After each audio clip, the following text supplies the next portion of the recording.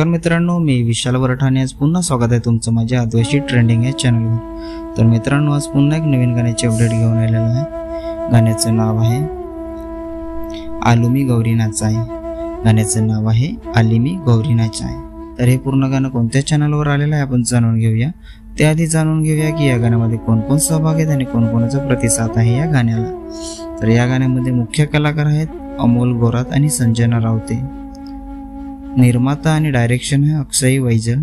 Singer है रोशन रावते आणि संजना रावते। सहकलाकार है महेंद्र शनवार।